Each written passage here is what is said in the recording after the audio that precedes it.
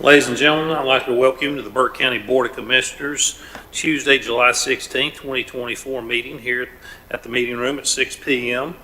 Madam Clerk, we have our County Finance Officer, our County Attorney, our County Manager, Commissioner Smith, Commissioner Burns, and myself in attendance. Commissioner Carswell's in transit. He was delayed. He was at the National NACO Conference in Florida, and his flight got delayed. We've all been through that, so he should be arriving shortly, hopefully. And then Chairman Britton is on a mission trip, and so he is out of town tonight. So 3 commissioners are here. We have a quorum. I'll remind everyone that to silence all mobile devices, please. And then as you come to the front to speak, make sure you activate the microphone before speaking so it can be picked up on the YouTube recording, please. Well, we'll begin with the invocation. We're glad to see Pastor Tamika Garrison from Carolina Caring here. I'll ask her to lead us in the invocation, and please remain standing. And I'll ask our county attorney to lead us in the Pledge of Allegiance as well. Let us pray. God, we give you thanks for the ability to be here today, and we ask for your travel mercies to be upon those who are abroad and those who are rushing to get here. We thank you for the ways in which you've called us all to be here, both individually and collectively, and we ask that you be a constant presence in our lives as we continue to build a great community, learn from one another, and seek your guidance. Be with us now as we remind ourselves of all of the services that we have been called to help lead and organize and make this place a better place for all. It is in your name in which we pray. Amen. Please join us in the pledge to the flag. I pledge allegiance to the flag of the United States of America and to the republic for which it stands, one nation under God, indivisible, with liberty and justice for all. Please be seated. Thank you, Pastor. Safe travels. Gentlemen, that brings us to the first item on the agenda, approval of agenda. We will be removing presentation number 3, so there will be an amended agenda because that gentleman is under the weather tonight. Any questions or corrections to the agenda? Besides that, if not, we have a motion to accept as amended. So moved, Mr. Chairman. Thank you, Commissioner Burns. All those in favor signify with uplifted hand. That's 3-0, Madam Clerk. Gentlemen, that'll bring us to a list of approval of meeting minutes under item number 5. We're looking for approval of meeting minutes of March 7th, 2024, Board of Commissioners recess meeting. March 8th, 2024, Board of Commissioners recess meeting. March 19th, 2024, Board of Commissioners regular meeting. April 2nd, 2024, Board of Commissioners pre-agenda meeting. And April 16th, 2024, Board of Commissioners regular meeting. Gentlemen. Mr. Chairman, I move we approve the meetings as minutes as presented. Thank you, Commissioner Smith. All those in favor signify with uplifted hand. Madam Clerk, that carries 3-0. Well, gentlemen, that brings us to presentations. Our first presentation we see at the front of the room up here. Caitlin Suttermeyer, our Animal Services Director, has a very happy dog with her this evening. How are you? I'm doing well. I hope you guys are. Thanks again for having us back for our Pet of the Month. For our July Pet of the Month, we have chosen Snoopy. Look at his professional photo. Isn't he adorable? This guy is pretty high energy. I don't know if you can tell that whatsoever. It needs a little bit of work on his training. We've worked with him a little bit, but his nose seems to distract him somewhat. So I would say that he may be a little difficult to work with, but with some dedication, he is going to make somebody a wonderful pet. I do think he would do best in a home with other dogs. That seems to wear him out a little bit, and he can focus a little bit better. So we do plan to take him home to my house this evening and let him run around and get some energy out. So hopefully we can find him the perfect family this week. As you can see, he's cheerful, and he's a beautiful dog. He's actually been with us for about 3 weeks, which is kind of a long stay for a dog that's as beautiful as him. So if you're in the market and looking to adopt a dog, I would recommend coming down and meeting Snoopy or any of the other wonderful dogs that we have at Animal Services. As always, we never want to leave out our kitty cats. There is Ketchup. If you guys are not familiar with summertime in Burke County, it is kitten season. You can probably walk outside and pick one out of a tree right now. So they are just everywhere. We are full of kittens. And like I said, we do have $0 adoptions through Saturday. So if you are looking at adding a kitten to your family, please come and visit us. Ketchup is going to be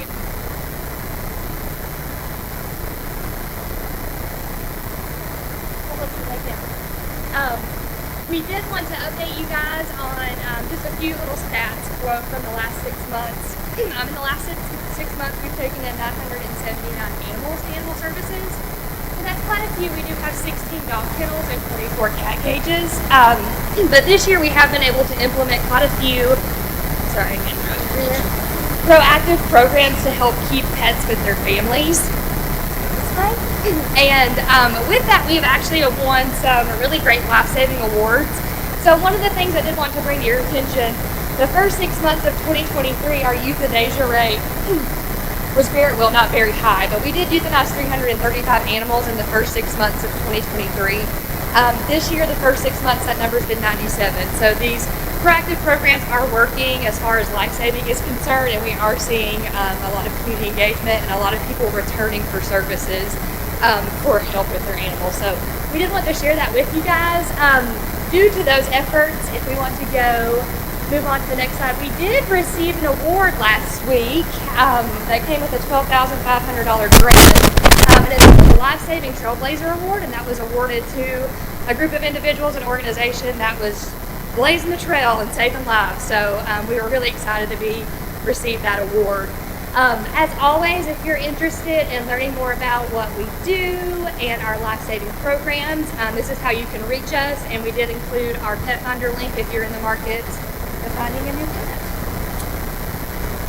Caitlin, on that award when you win, obviously you know the good work you've been doing, but was it a surprise that they let you know you were receiving that award before you went all the way to Orlando? No, so I did receive a scholarship to the conference, which I didn't apply for, so I thought that was a little bit of an indicator there. But no, I did not know that we were going to receive that, so it was a surprise. It was my executive leadership group, that was the group of individuals that got to apply for these grants, and I was chosen out of 10 cohorts, so about 300 people. So we're really excited to be the recipient of that. You got a 5-year anniversary coming up. We do. Since we created Animal Services. Yes, we do. We have a 5-year anniversary coming up. I think we're going to be doing some celebrations with our foundation and presenting to you guys about all of our accomplishments that we've done over the last 5 years. So we're really excited about that. Jen, questions, comments, Kevin? I believe that dog would be a wonderful companion for the Burke County Public Schools Finance Director, Keith Lawson, sitting back there. Just drop him off on the way out. We can make it happen. We're open till 7. I don't think I see you smiling back there very much, Commissioner. Any other questions or comments, Jim? I just want to say congratulations on the award and thank you for the efforts that it took to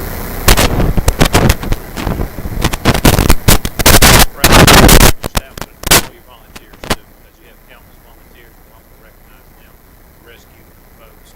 They do a tremendous job. So thank you. Absolutely. This is definitely a community effort. It is not one person. It's not just our team. It's everybody involved to get that award. So thank you. Well, congratulations, and thanks for bringing Snoop and Ketchup. Yeah. Snoopy Dog. I'm sorry, Kate, but he's got to go now.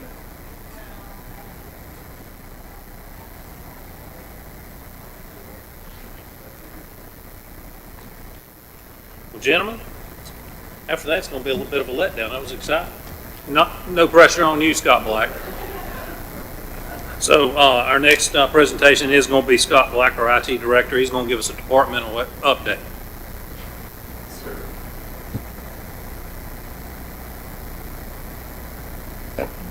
How you doing, everybody? Thank you, Mr. Vice Chairman, Commissioners.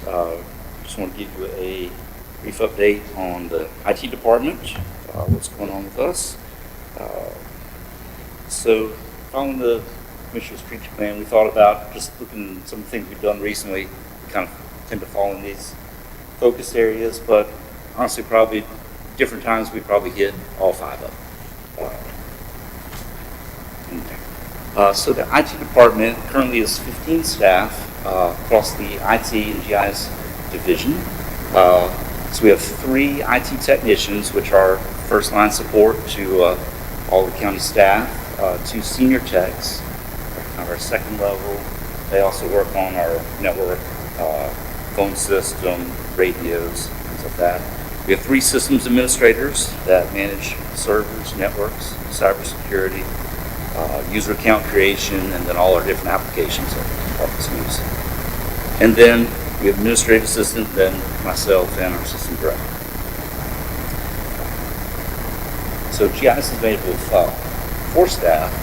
We have 3 GIS technicians. One's currently a vacant position that handles all the property mapping.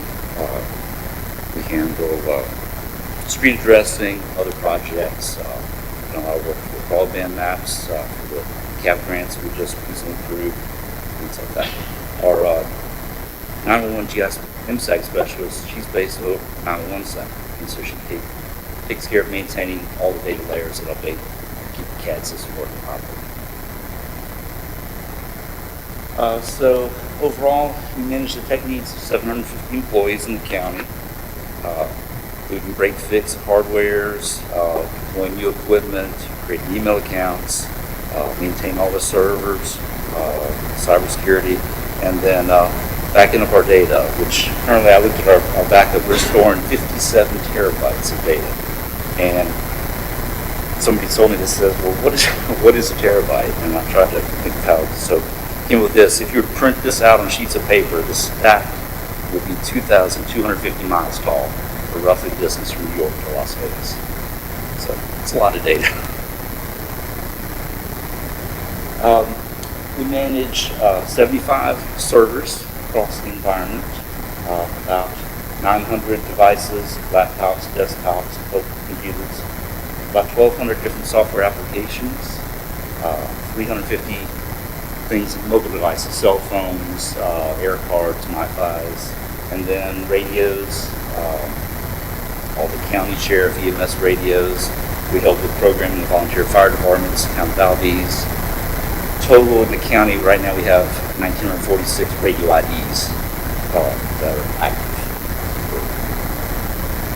So this year we started to take over management of county cell phones, essentially manage those, make sure they're distributed out, that all appropriate staff who need them have those devices.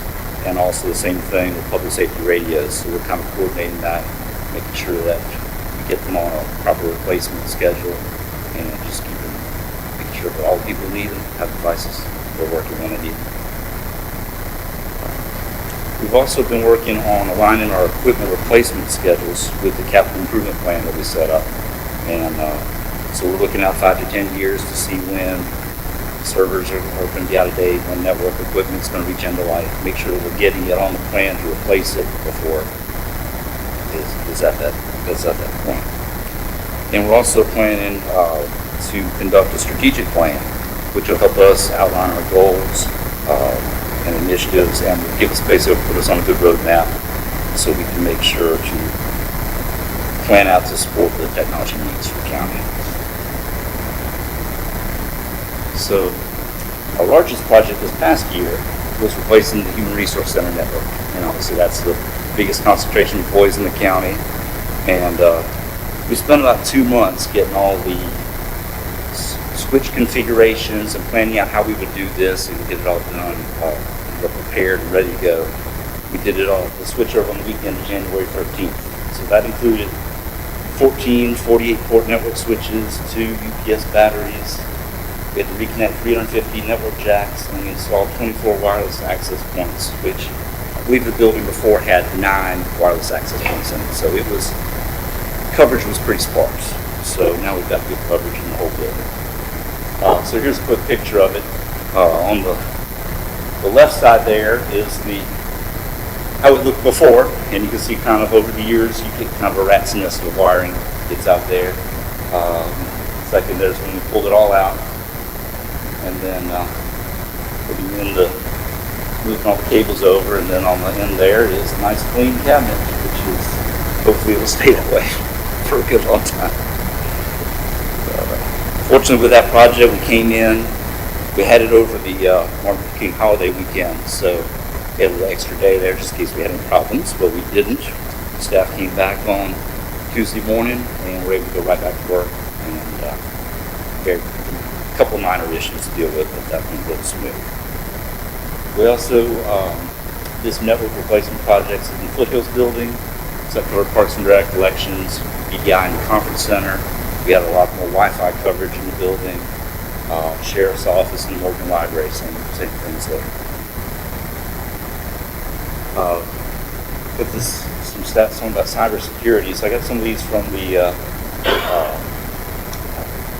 CI program, and just kind of talked about over the state over the past few years. You can see there's definitely been a consistent increase in cyber incidents, and fortunately we have not had a significant cyber incident.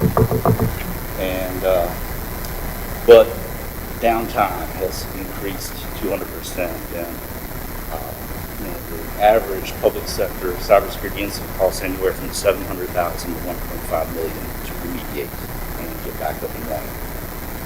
So right now we spend about $300,000 of our operational budget on cybersecurity tools, security software, monitoring systems, things like that to help keep the bad guys out. Continue on that, probably the biggest threat we see is stuff that comes in through email. It's just it's an easy target. Social engineering, ransomware, phishing, or business email compromise are the biggest thing. Here's the stats here from our dashboard email monitoring system. This is a new program we just put in place, and you can see over the last 30 days the 333 threat messages that came in. And then this quote here, answer not just to have a strong and secure system, but to have personnel who are trained to recognize the threats and essentially create a human firewall. We can put a lot of technology in place to try to protect us, but it's a simple person. It's really important that our staff and the staff do a great job at that. So talk about another thing we use is security awareness training. So we've got a software program. We pass this around once a year. We started back in July 2018. So everybody with an email account gets enrolled in this training, and it takes probably about 45 minutes to go through the training sessions for most folks. They can do it in chunks. But it has topics including securing the passwords, how to handle phishing emails, learn about social engineering. Part of that same tool, we send monthly phishing tests out to all employees. I know you guys, some of you have received them. And one thing I'm really proud of is that our phish-prone percentage is down at that 1.4%. When you look at the industry average for local government, it's 4%. So that's just really good. Our employees take care in that. So one of the things we've been working on is working to improve customer access, especially with our website. So a lot of departments have got forms up, different things like that. So we've more specifically with community development, building inspections, to try to make the site easier to use for the public, better defined. So you can see here, one of the things we changed is we came in and we made these nice big buttons on the website. So someone's looking for a commercial permit application. Before it was just hidden in kind of a wall of text. It's hard to find. The next thing we did is we created, working with the department to kind of redo the forms, make them what PDF fillable forms. They still have to save them and email them in or to us and things like that. So it's not electronic submission yet. It's a goal we're working toward, but trying to make it a little easier for folks to go out, send them in to departments so they can then get that moving on. Go about GIS department a little bit. So this past year we upgraded our parcel mapping tools to to ArcGIS Pro. We've used the Esri ArcGIS software line since I started, and they've moved up to this newer software, so we need to upgrade the tools we use to do the parcel mapping to the most current version of the software. We've been creating some web app tools, some browser-based mapping tools.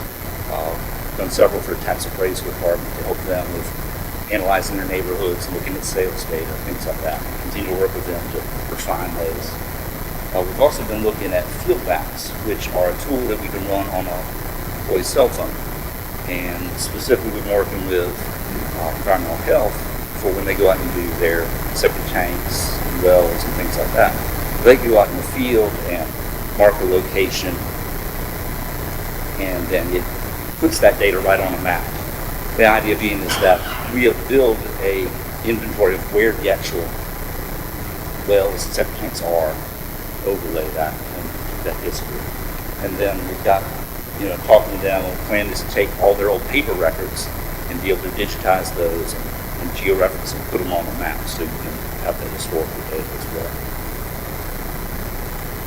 And then parcel mapping. For a long time, we've had a backlog. We've been months behind Western Needs, and it's always been a struggle. We catch up a little bit, and then it slows down. But I have to say that we have eliminated our backlog. We are able now, staff has been able to process and map most deeds within 1 day after it's been reported to the Register of Deeds. So we get it the next day, we get it on the map. It's available for the tax office to do their evaluations and get that on the system. So we've kept that up for the last 6 months. And then I've got some stats here from some prior years. So we tend to average about 5,000 or so documents a year that need transfers of some type, whether it's a name change or a split or a combined property. That's it. Any questions? That's all in the last year. Wow. That's from last year. Gentlemen, questions, comments from Scott? I just want to say thank you to you and your team for the job you do, and the fact that I haven't been in email jail now in probably 6 months. Well, that's good. There you go. I'm learning. All right. I think we're all in that. It's called delete. And one thing I did want to mention, you've gone through it pretty quickly, but we've been working on trying to get broadband here for so long. But the only way we could get in front of the line is because of the work. Part of the reason is because of the work your IT's department did, locating the rooftops, creating heat maps, and it's pretty to look at, easy to look at after you've done the legwork. But without that, we wouldn't be where we are with CAP. So I did want to mention that as well. Thank you. And I'd like to welcome Commissioner Carswell, who's been on the dead run from Orlando all the way today. So good to see you, my friend. Any other questions, gentlemen? Not. We have a motion to accept the report as presented. Mr. Chairman, I make a motion to accept as presented. Okay, thank you, Commissioner Burns. All those in favor signify with uplifted hand. And as we said, with the amended agenda, item number 3 will be, we're going to move that to next month, Madam Clerk. Thank you. That'll bring us to scheduled public hearings. Item number 7, Community Development Zoning Map Amendment ZMA 2024-04, and hold a public hearing. This will be presented by Alan Glines, our Planning Director and Assistant County Manager. How are you, Alan? I'm quite well, thank you, Commissioners. Nice to see you all. I want to thank Scott as well for all the help. They've done an amazing job to help us get our site, community development, kind of worked out. Continuous improvement, we've got more to do, but we're making good progress as we are so far. We have a rezoning request, and this is from Mr. Tyler Campbell. It's for property located at 796 Lenore Road. This is North Carolina 18 US 64. If I can have the map adjusted, please. Move the map up. Mr. Campbell is requesting 8.63 acres to be rezoned from residential 2 to general business. Now, a few years back in 2021, he had purchased that property, and he asked the Board of Commissioners for rezoning for about an acre and a third, and that was approved, and he's established his tree business out there, and he'd like to expand it. So he'd like to take the rest of that tract to the back and have that rezoned from residential to the general business. So the site's in red there. You can see the wooded area in the back that would pretty much match the zoning request line. Next slide, please. This is the current zoning that surrounds that area. It's kind of a mix of different types of things, including general business, plus residential in the surrounding area. So a lot of our major corridors throughout the county kind of have a mixed character of commercial uses and residential uses. And part of that is City of Morganton, the edge of City of Morganton right there. Next slide, please. Future land use map trends with the current zoning, and so that's currently shown as a residential kind of infill zone. We took this request to the planning board for their consideration, as we do with all rezoning requests, and they felt like it was a supportable kind of request, and they moved to approve that with a vote of 6-0 to recommend approval. If it is approved, this future land use map will be adjusted to be general business. I can answer any questions for you if you have any. Jim, any questions for Alan? There being none, thank you, Alan.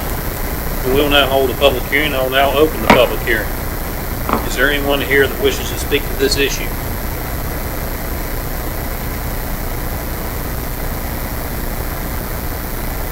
There being none, I will close that public hearing. Gentlemen, what's the pleasure of the board?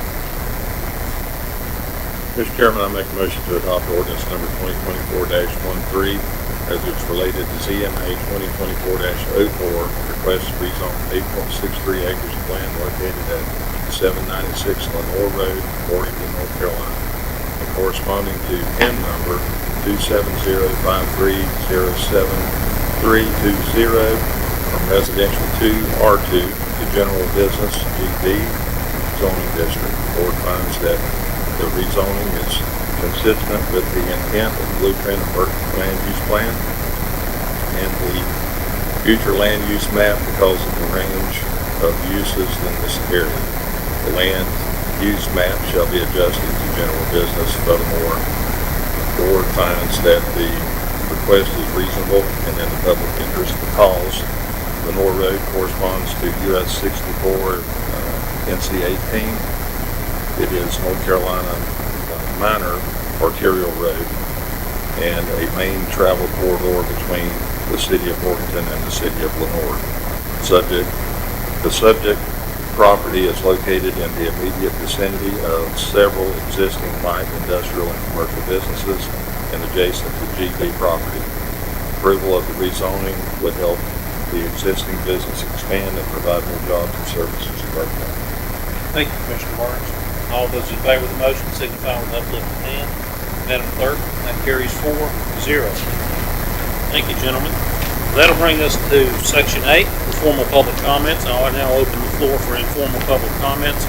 If we do have any speakers tonight, I'll just remind them they do have a 3-minute time limit. I see the light is on the lectern. So, Madam Clerk, do we have anybody that wishes to speak? We have one, Mr. Vice Chairman, Mr. Tim Buck.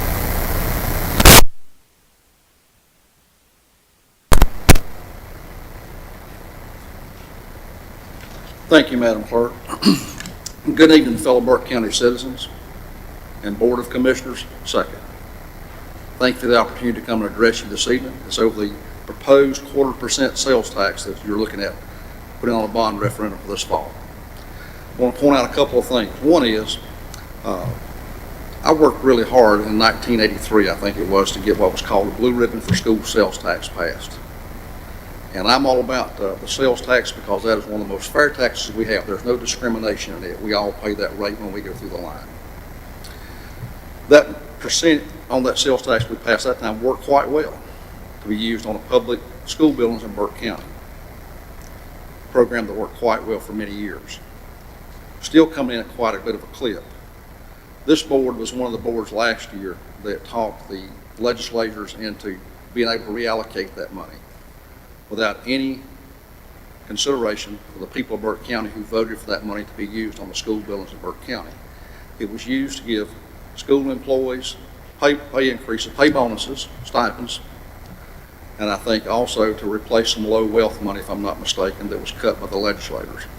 My understanding is this year that money has been replaced in the budget from the low wealth. One of the concerns that I have is, is this money going to be put back into that pot of sales tax money where it was intended to be used at? May or may not be. But the thing I wanted to say now is about this 0.25% sales tax that you're putting on the bond referendum for this fall. Wanting to put on there. It's some hard times in Burke County right now.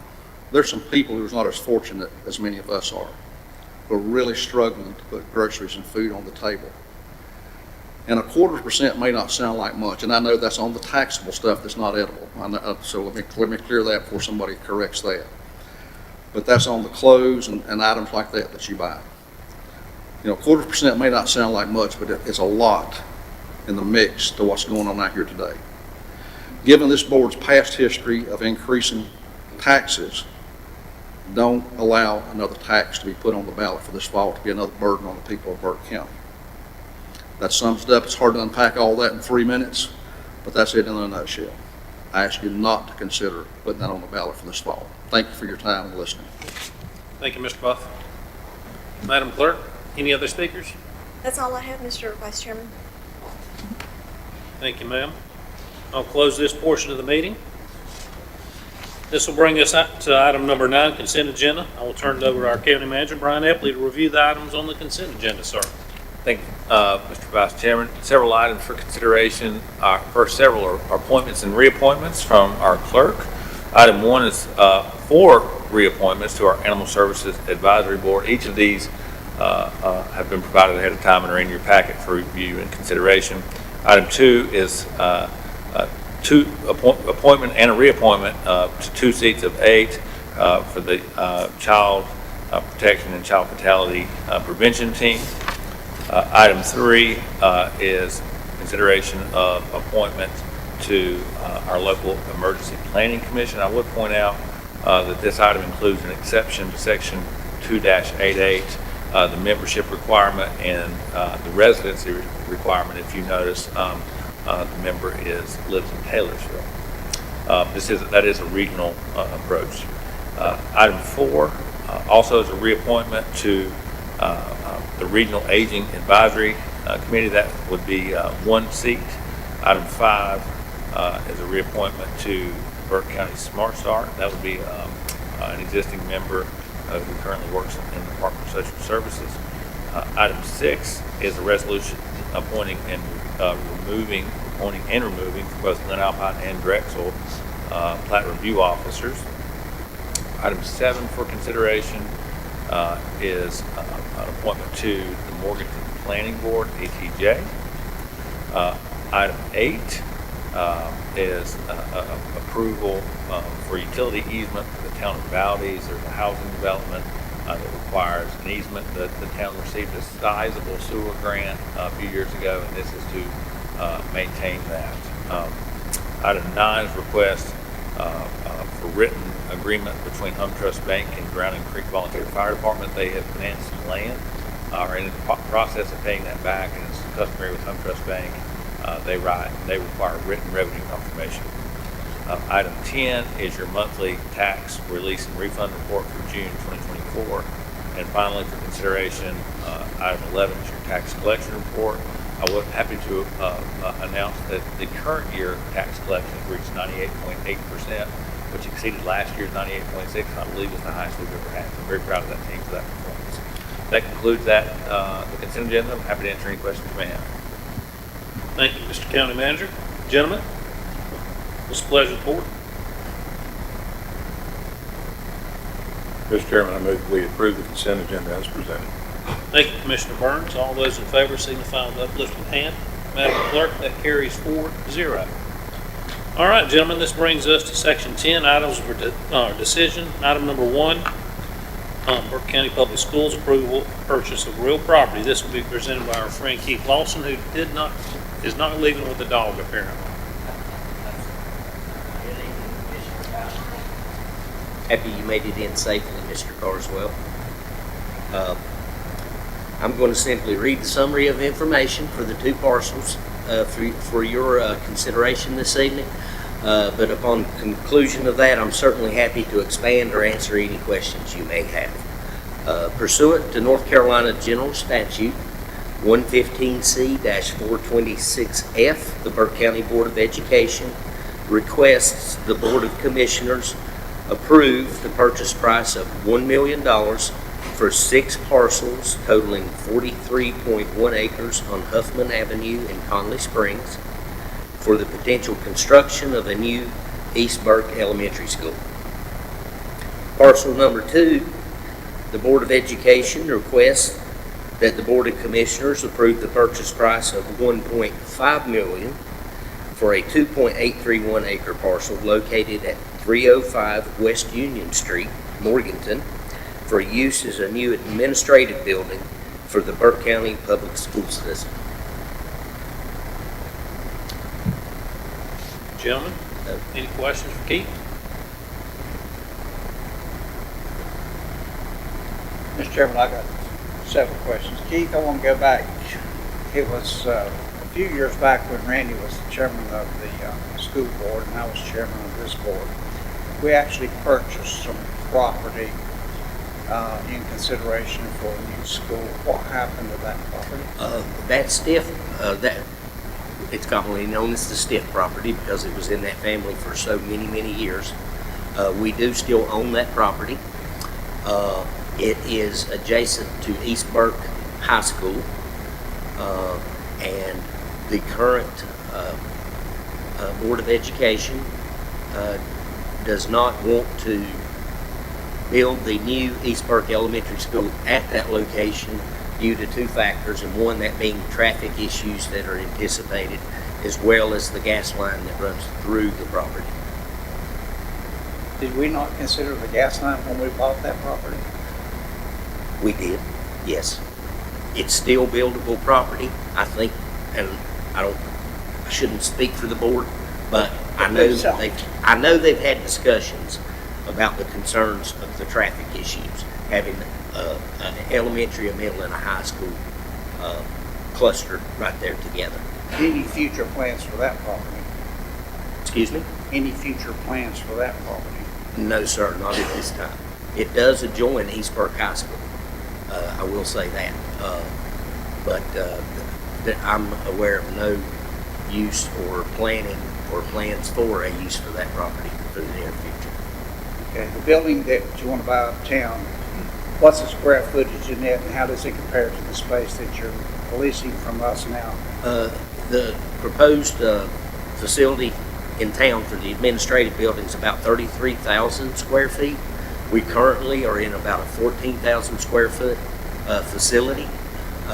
What this will allow us to do, we have a lot of outliers, just as you, the county, do because of lack of space, where you have people stuffed in closets. We have administrative people, non-school, that are in school offices, and we intend to bring all of those departments under one roof. I think that will last you for a number of years. That 33,000? Yes, sir.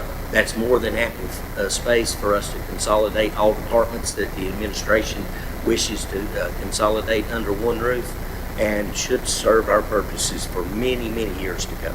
Thank you, sir. Mr. Lawson, what's the timeline on that move? Upon approval by you, the commissioners, the clock starts. We're in our due diligence period.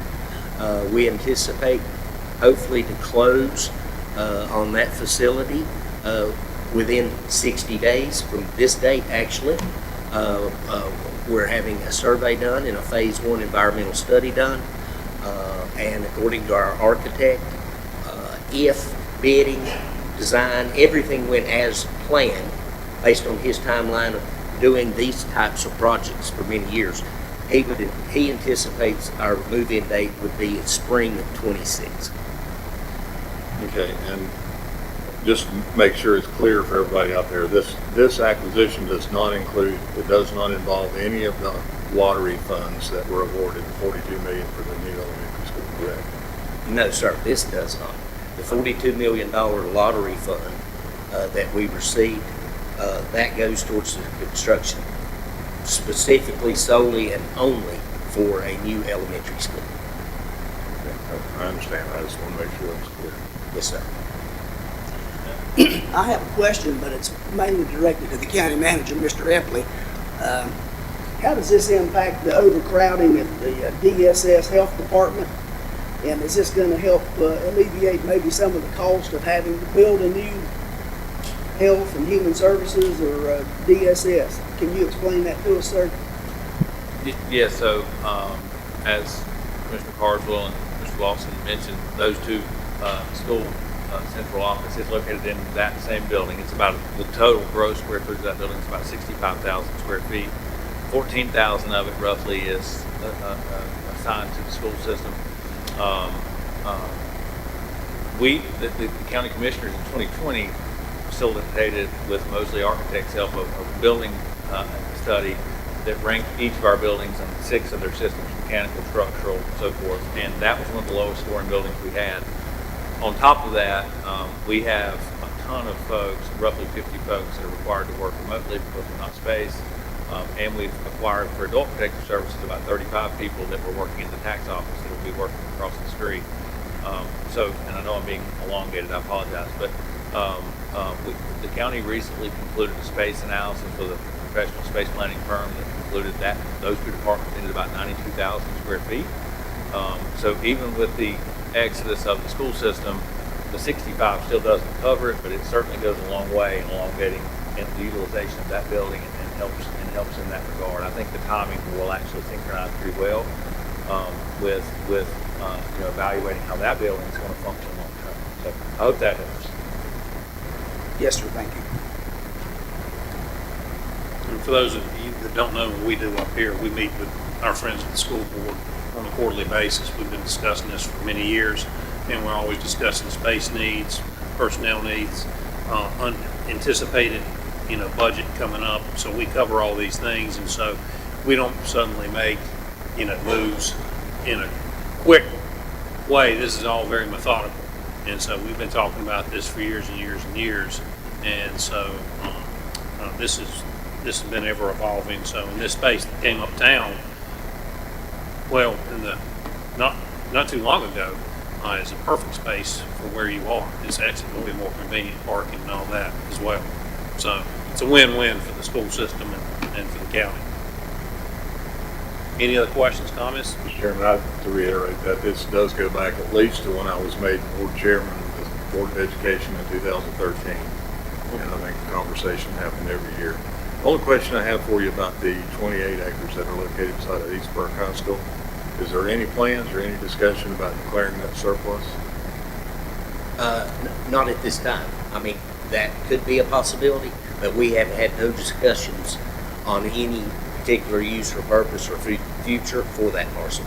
The only thing I would ask is that you entertain the thoughts of surplusing that, giving the county the first right of refusal, and see if we can't develop that into something that goes back on the tax roll if you're not going to use it for a school. Yes, sir. Jim, any other questions, comments? Keith, thank you, sir. Thank you, sir. Jim, Thank what's the you, pleasure of the board?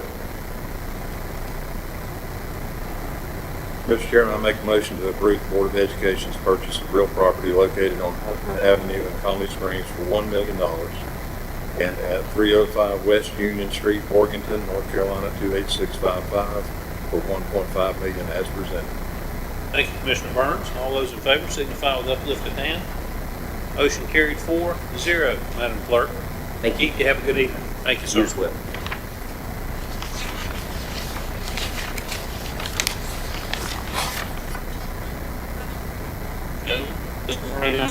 Number 2, appointment to the planning board presented by Kay Drone.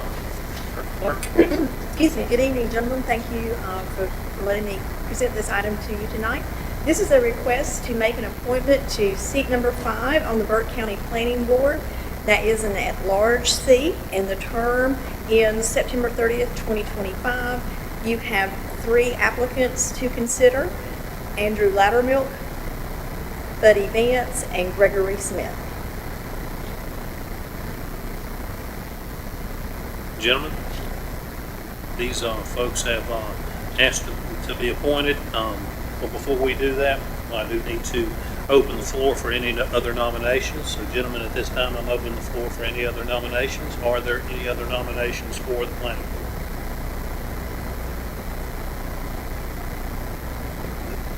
There being none, I will now close the floor for nominations. Gentlemen, what's the pleasure of the board? Mr. Chairman, I move to appoint Andrew Loudermilk to the planning board. Thank you, Commissioner Burns. Are there any other? All right. Gentlemen, all those in favor of appointing Mr. Loudermilk, signify with your uplifted hand, and that motion carries 4-0, Madam Clerk. Thank you. Thank you. Gentlemen, that'll bring us to decision item number 3, resolution regarding Kroger opioid settlement. This will be presented by our friend Brian Epley. More opioid money. Thank you, Commissioners. As you're all well aware, North Carolina has been incredibly successful through both local leaders, local legislators, and the Attorney General's office in securing settlements to combat the opioid crisis. This is the latest round with Kroger. Back on June 27th, we received a letter from the Attorney General's office. We're required, similar to the first round of these settlement agreements. This is roughly a $40 million allocation to North Carolina, which is our proportionate share of $1.37 billion settlement in total with Kroger. Of the $40 million, roughly $713,000 will come to Burke County between 2025 and 2034. In order to sign on, however, this board has to adopt a resolution doing so by August the 12th, which is why it's on your agenda for tonight. So really very similar to the other settlements that we've received. As you're all aware, they're being paid out over 18 years. This is a shorter time frame, certainly a less material amount of money, but $713,000 will also go a long way in making a difference to some of the strategies that are being worked on here in Burke County. So again, resolution required to sign on. Kroger settlement, $1.37 billion, $40 million coming to North Carolina, $713,000 that to Burke County. So another win, big success for our state, big success for Burke County. Obviously, Commissioner Carswell was a big part in getting this rolling down this street. So happy to answer any questions you may have, but the consideration is adopting this resolution. Gentlemen? Questions, comments? If not, what's the pleasure of the board? Mr. Chairman, I make a motion to adopt resolution number 2024-15 and authorize the county manager or county attorney to execute all documents necessary to enter into the opioid settlement agreements with Kroger, to execute the SAAF-2, and to provide such documents to Rubers, the implementation administrator. Thank you, Commissioner Carswell. All those in favor signify with uplifted hand. Madam Clerk, that motion carries 4-0. Gentlemen, that brings us to decision item number 4, resolution regarding Article 46 sales tax. And this will be presented by fellow Commissioner Randy Burns. Thank you, Mr. Chairman. Kind of go back to my childhood here just for a second. My dad always told me that when you plant a garden, you don't plant one tomato plant, one cucumber plant. I guess you can see where I'm going with that. We need to diversify our income. If you put a toolkit together, it doesn't consist of only a hammer. You got to have a screwdriver. You might need a wrench. You might need a pair of pliers. We need to take the burden off the property owners in this county. And I prepared a little bit of statement that I'd like to just read.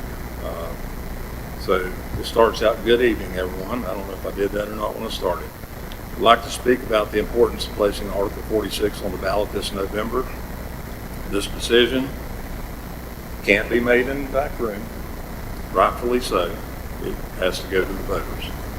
Putting Article 46 on the ballot is about respecting our democratic principles and the wisdom of our people. I would never deny our people an opportunity to vote on something as important as this. We have a community that values tradition, responsibility, and the right to have a say in important matters. By allowing voters to decide, we ensure that the outcome aligns with the voters' values and priorities. This move also upholds the principles of limited government. It prevents a small group of officials from making decisions that affect all of us, instead of placing that power where it rightfully belongs with the people. Trusting voters to make the final call reinforces our belief in individual responsibility and local control. In conclusion, placing Article 46 on the ballot is a clear affirmation of our commitment to democracy, our conservative values. It ensures that the voices of our community are heard and respected. Let's trust our voters and allow them to decide which direction that we're going to go with Article 46. And I just want to say again quickly, this past year, our sales tax would have generated $3 million with this 0.25% sales tax. That equates to 3 cents on our property tax rate.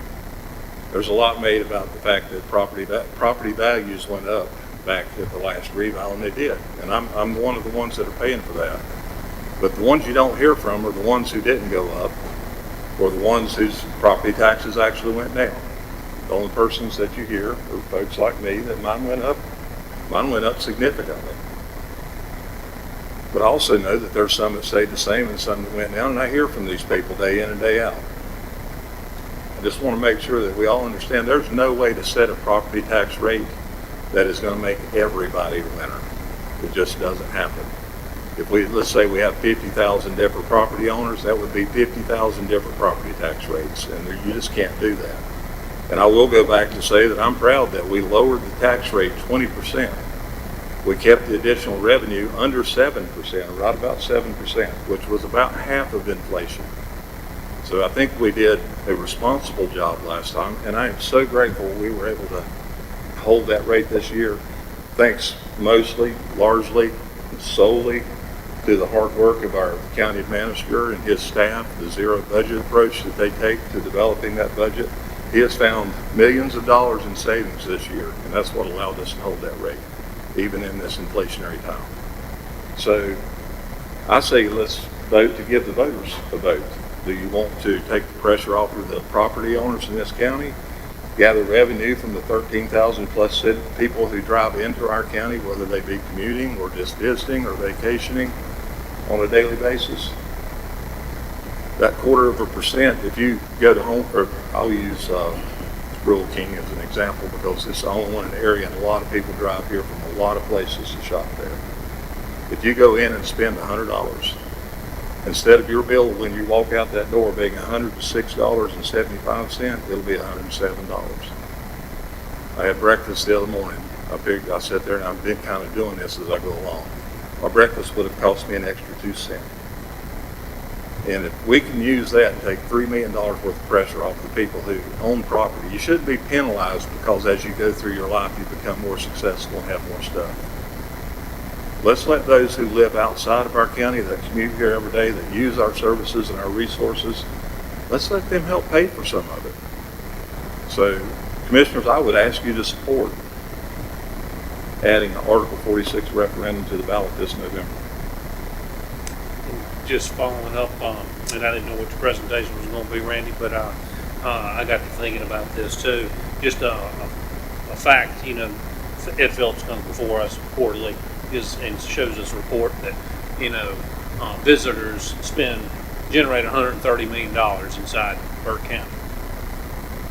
That's a considerable amount of money we're leaving on the table that can help us lower and diversify our tax rate. And so, let them do it. And every time you go to Catawba County, and I like Texas Roadhouse and a lot of other restaurants down there. Johnny turned me on to that years ago with a gift card. Spend a lot of money in there, and I'm going to tell you what, I'm paying it down there. Every time you go to Catawba County or Rutherford County or Caldwell, you're paying the tax, and a lot of people do that. And so are a lot of our citizens too, and I got to thinking about the COG numbers that show the graphics where how many people are commuting out of Burke County going to Catawba County working every day. Was it a little over 6,000 per day, Johnny? And so those people are there eating lunch, spending their money, and they're paying the tax already as well. And so you're not talking about it moving the needle for our folks, but it'll move as far as cost, but it'll move the needle as far as savings for our folks. So, in my viewpoint, it just makes sense. Any other questions, comments, gentlemen? Mr. Vice Chairman, I'd like to say, I campaigned on lowering property taxes, and until I'm presented with a better method of doing that, this is a viable option that I see that we can use, and the people have a say-so in it. I was in a meeting the other day with the county manager, Mr. Burns, and I mean, thank goodness I've never had to use my volunteer fire department, but I don't mind paying them the money that they get out of my taxes. I hope to God I never have to use them. I've never ridden in a Burke County ambulance. I hope I never have to, or any of my family.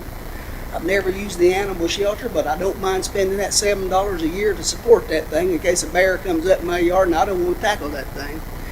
So I think the voters are smart enough to decide whether or not they want their property taxes lowered, and maybe add a Coca-Cola a month to their tax bill. You haven't had to utilize our jail facilities either. No, thank God. Sheriff, thank you for that.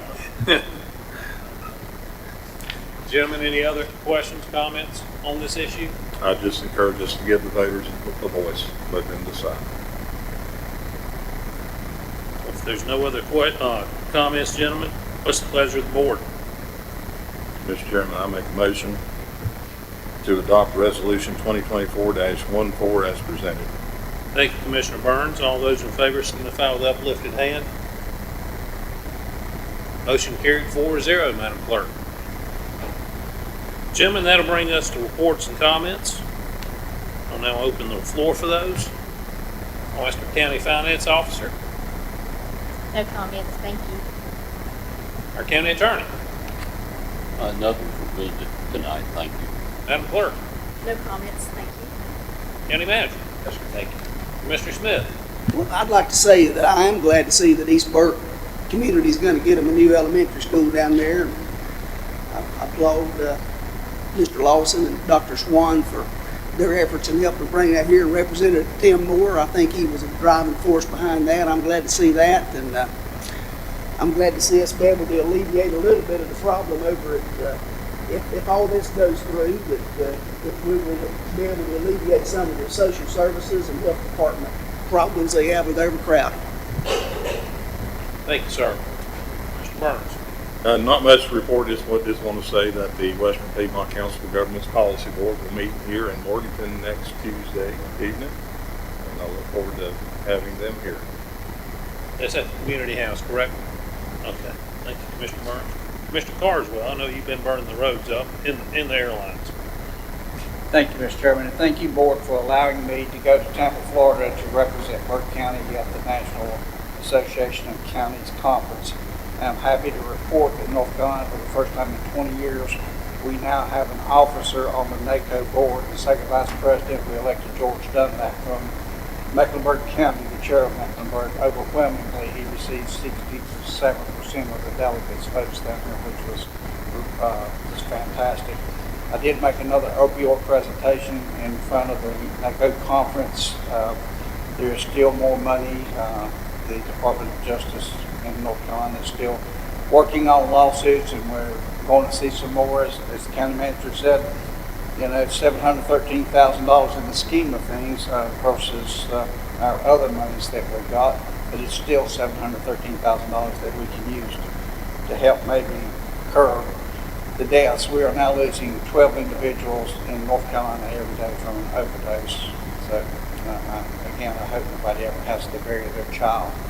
I'd like to remind you about our own conference, the NCACC Annual Conference in Winston-Salem on August the 8th through the 11th. At that conference, I will relinquish the chairman or presidency of the association to Terry Davis from Warren County, just a fine young man. He's moving up into that position, and I'll assume the position of immediate past president. I hope that all of y'all can make plans to be there for those ceremonies. That's all I've got right now, Mr. Chairman. Thank you, Commissioner Carswell. And I will say, I just want to thank some of the staff, Mark, Alan, and Brian. They attended at the Big crowd there last night, interwater transfer. And I know that was the same presentation you probably have already seen multiple times, but I think it was important for y'all to go, so I appreciate that. Work never ends. It's not a 9-to-5 job, as we all know. Well, gentlemen, at this point, I'm just going to mention a couple of courtesy reminders. There'll be no pre-agenda meeting in August. August 8th through 11th, NCACC Annual Conference in Winston-Salem. August 20th, Board of Commissioners regular meeting here at 6 p.m. August 30th, thankfully, finally, Jonas Ridge Waste and Recycling Center grand opening at 2 p.m. Also, youth groups interested in leading the Pledge of Allegiance at these meetings, please can sign up via the form on the county's website. Please remember to spay and neuter your pets. Foster or adopt a pet from Burke County Animal Services. And please cover your loads at the convenience centers and the landfill. Don't litter and pick up your trash. And also on that website, thanks again IT, you can use the website Community Beautification to report littered areas. And that's something new we've done in the last year, and it's been quite successful. So trying to make more people aware of that. So at this point, gentlemen, we will receive vacancy announcements from Madam Clerk. Thank you, Mr. Chairman, members of the board, and ladies and gentlemen of the audience. We have the following opportunities for citizens to be involved in county boards and committees. The Adult Care and Nursing Home Community Advisory Committee, City of Morganton Board of Adjustment and Planning Board for the ETJ areas, Burke County Board of Health, Hickory Regional Planning Commission, Drexel Planning Board for the ETJ alternate seat, the Burke County Board of Adjustment, and the Burke County Planning Board. Lots of opportunities for our citizens. Thank you, Madam Clerk. Well, gentlemen, I know you're going to be disappointed, but there is no need for closed session tonight. And so that moves us to item number 14, adjournment. I'll entertain a motion to adjourn. Mr. Chairman, I vote we adjourn, and I'll go to Mark Della Hunt's house for a celebration and a party for the opening of the Jonas Ridge Recycling Center. Yes, sir. And I got a feeling he's got some beverages he can share. All those in favor of the motion, the first part, we'll talk about the second part, please signify with the uplifted hand. That carries 4-0, Madam Clerk. Thank you, everyone.